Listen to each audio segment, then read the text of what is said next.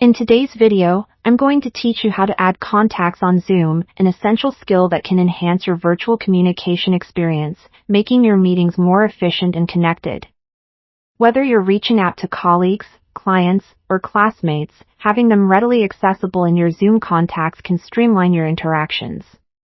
Let's dive right into the process to get you set up in no time. To begin, ensure you have the Zoom application open on your computer or device and that you are logged into your account. If you don't already have it open, take a moment to log in as this is a crucial starting point.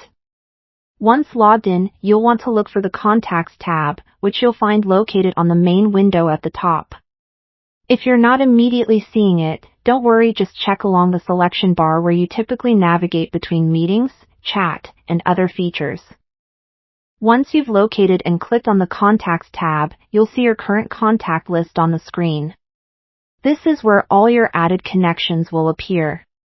To add a new contact, look for the plus sign, usually marked as Add a Contact or Just.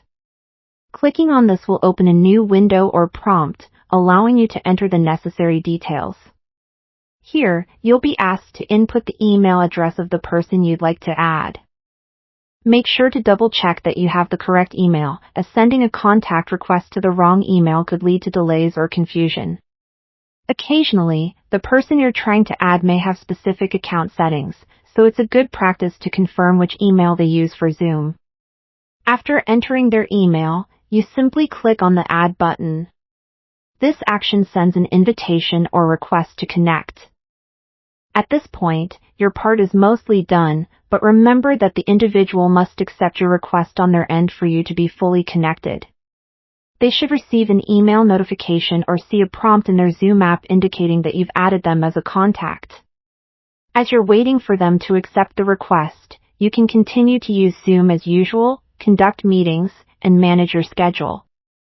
If you don't see the person added right away, try refreshing your contacts list.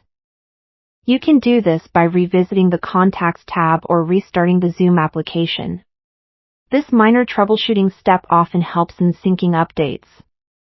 And there you have it, a simple and effective way to manage your professional and personal connections on Zoom. By having contacts added, future meetings will be easier to schedule, and starting quick calls becomes more convenient. Thanks for following along today. I hope these instructions help you stay connected and make the most of your Zoom experience. Happy connecting!